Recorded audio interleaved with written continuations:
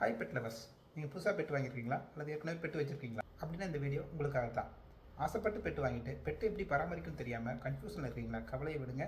அதை போகிறதுக்காக தான் நான் இருக்கேன். Myself doctor Aruma, veterinary consultant.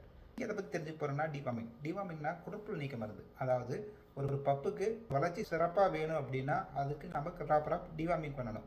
அதை பற்றி தான் இந்த வீடியோவில் ஃபுல்லாக தெரிஞ்சுக்க போகிறோம். எப்படி டிவார்மிங் பண்ணலாம், எந்த ஏஜில் டிவார்மிங் பண்ணலாம் அப்படிங்கிற ஃபுல் டீட்டெயில் இந்த வீடியோவில் நான் உங்களுக்கு கிளாரிஃபை பண்ணிடுறேன். டிவார்மிங் பண்ணலைன்னா என்ன ப்ராப்ளம் வருங்கிறது முதல்ல தெரிஞ்சுக்கலாம். டிவார்மிங் பண்ணலைன்னா அதன் வளர்ச்சி ரொம்ப குறைஞ்சி போயிடும். இதனால எமாசியேட்டடாக ஆகிறதுக்கு வாய்ப்பு இருக்குது. காரணம் என்ன, அது சாப்பிடக்கூடிய எல்லா ஃபுட்டுமே வார்ம்ஸ் எடுத்துகிட்டு போயிடும். அது பார்த்தீங்கன்னா ப்ராப்பரான ஹேர் கோட் இருக்காது. அந்த பப்பை பார்த்தீங்கன்னா ரொம்ப ட்ரையாக அதோட ஹேர் கோட் ரொம்ப ரஃபாகவும் இருக்கும். ஸோ இதனால் என்னென்னா உங்களுக்கு அந்த பப்பு மேலே ஒரு இன்ட்ரெஸ்ட்டே உங்களுக்கு குறையாது கூட இந்த டிவார்மிங் ப்ராப்பராக பண்ணாதனால ஏற்படுறதுக்கு வாய்ப்பு இருக்குது. அடுத்ததாக பார்த்தீங்கன்னா எல்லாத்துக்கும் மேலே இந்த அனிமியான்னு சொல்லுவோம், அதாவது ரத்த சொகை. இந்த அனிமியா வந்துருச்சு அப்படின்னா பிளட் உற்பத்தி கரெக்டாக இருக்காது.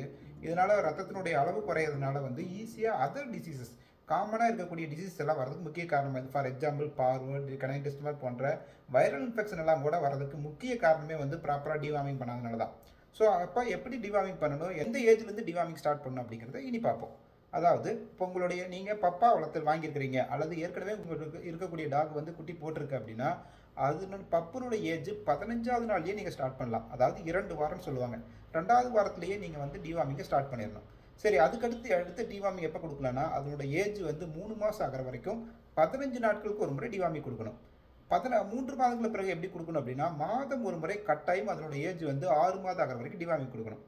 சரி, அடுத்தது 6 மாதத்துக்கு பிறகு எப்படி கொடுக்கலாம் அப்படின்னா 3 மாதத்துக்கு ஒரு முறை கொடுத்தா போதும்.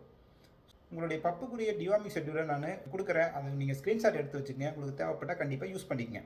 சரி, உங்கள் பப்பு இப்போ அடல்ட்டாக மாறிடுச்சு. அடல்ட் ஆனதுக்கப்புறம் எப்படி கொடுக்கணும் அப்படின்னு கேட்டிங்கன்னா ஒவ்வொரு அடல்ட் பெட்டுக்கும் 3 மாதங்களுக்கு ஒரு முறை கொடுத்தா போதும். அதாவது இது வேரி ஆகும், டிபெண்ட்ஸ் ஆன் த சிச்சுவேஷன். அதாவது உங்கள் பெட்டு அடிக்கடி நீங்கள் வெளியே எடுத்துகிட்டு போகிறீங்க, அதாவது வாக்கிங்க்கு டெய்லி கூட்டிகிட்டு போகிறீங்க, அல்லது ஒன்ஸ் இன் வீக் வாக்கிங் போகுது, அல்லது மந்த்லி அல்லது வாக்கிங்கே போகிறதில்ல அப்படிங்கிறத பொறுத்தலாம் நம்ம வேறுபடுத்தலாம். அதாவது டெய்லி வாக்கிங்க்கு எடுத்துகிட்டு போனோம் அப்படின்னா அந்த வார்ம்ஸ் எக்ஸ்போசர் அந்த பெட்டுக்கு ரொம்ப அதிகம். ஸோ அந்த கண்டிஷனில் என்ன பண்ணணும் அப்படின்னா நம்மளுடைய டிவார்மிங் ஷெட்யூலை ப்ராப்பராக 2 or 3 months ஒன்ஸ் நம்ம ஃபாலோ பண்ணணும். அது டிபெண்ட்ஸ் ஆன் அந்த ஏரியாவில் இருக்கக்கூடிய ப்ரிவிலன்ஸை பொறுத்து நம்ம வேறுபடுத்தலாம். அதாவது இது எப்படி நீங்கள் டிசைட் பண்ணணும் அப்படின்னா அது உங்களால் டிசைட் பண்ணுறது கொஞ்சம் கஷ்டமாக இருக்கும். கண்டிப்பாக அங்கே அருகில் உள்ள வெட்டனரி கன்சல்டன்ட்டையும் நீங்கள் கட்டாயம் அணுகி இது எந்த ஏஜில் டிவார்மிங் பண்ணலாம் அப்படின்னு தெரிஞ்சுட்டு அதுக்கு தகுந்த மாதிரி டிவார்மிங் கொடுக்கணும். அடுத்ததாக பார்த்தீங்கன்னா உங்கள் பெட்டு சப்போஸ் இப்போ ரீசெண்டாக ப்ரெக்னென்ட் ஆகிருக்கு, அப்போ அந்த பெட்டுக்கு நீங்கள் டிவார்மிங் கொடுக்கலாம் அப்படின்னு கேட்டிங்கன்னா கட்டாயம் கொடுக்கணும். அல்லது பெட்டு குட்டி போட்டிருக்கு, வெல்பிங் பண்ணியிருக்கு, ஸோ அவங்களுக்கு டிவார்மிங் கொடுக்கலாமான்னு கேட்டிங்கன்னா அவங்களுக்கும் கட்டாயம் கொடுக்கணும்.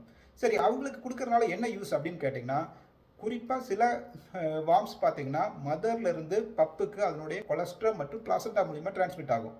என்னடா பிளாசண்டா கொலஸ்ட்ரால் மூலிமா கூட டிரான்ஸ்மிட் ஆகுமா அப்படின்னு கேட்டிங்கன்னா ஆமாங்க, இந்த சமயத்தில் தாய்ப்பாலே அதுக்கு பாதிப்பு ஏற்படுத்தும்.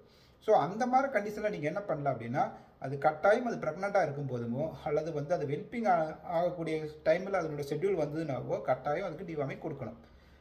லாஸ்ட் பட் நாட் லீஸ்ட், அதாவது இப்போ டாகுக்கும் கேட்டுக்கும் ஒரே வகையான டிவார்மிங் ஷெட்யூலான்னு கேட்டிங்கன்னா ஆமாம், கிட்டத்தட்ட எல்லாமே ஒரே வகையான டிவார்மிங் ஷெட்யூல் தான். ஆனால் டாகுக்கு தனியாக கேட்டுக்கு தனியாக தனித்தனி டிவார்மிங் ட்ரக்ஸ் வந்துருச்சு. ஸோ அது எதை கொடுக்கலாம் அப்படிங்கிறத நீங்கள் பக்கத்தில் இருக்கிற வெட்டனரி கன்சல்டன்ட் அணுகி அதுக்கு தகுந்த மாதிரி ப்ராப்பராக டிவார்மிங் பண்ணுங்கள். டிவார்மிங் பண்ணுறதுனால இவ்வளோ பெனிஃபிட் இருக்குது அப்படின்னு பார்த்தீங்கன்னா அதை விட அடுத்ததாக நம்ம வேக்சினேஷன் ரொம்ப முக்கியமானது. அதை அடுத்த வீடியோவில் நம்ம பார்க்கலாம். ஸோ இதுவரை சொன்ன இன்ஃபர்மேஷன் உங்களுக்கு யூஸ்ஃபுல்லாக இருந்ததுன்னா கண்டிப்பாக உங்களுடைய ஃப்ரெண்ட்ஸுக்கோ அல்லது இது போன்ற பெட்டு வளர்த்துற யாராவது உங்களுடைய ஃப்ரெண்ட்ஸ் இருந்தாங்களோ அவங்களுக்கு இந்த வீடியோவை ஷேர் பண்ணுங்கள். மேலும் இது போன்ற யூஸ்ஃபுல் இன்ஃபர்மேஷனுக்கு நம்ம சேனலை சப்ஸ்கிரைப் பண்ணிக்கங்க. அப்படியே அந்த பெல் ஐக்கானே தட்டி விட்டுருங்க.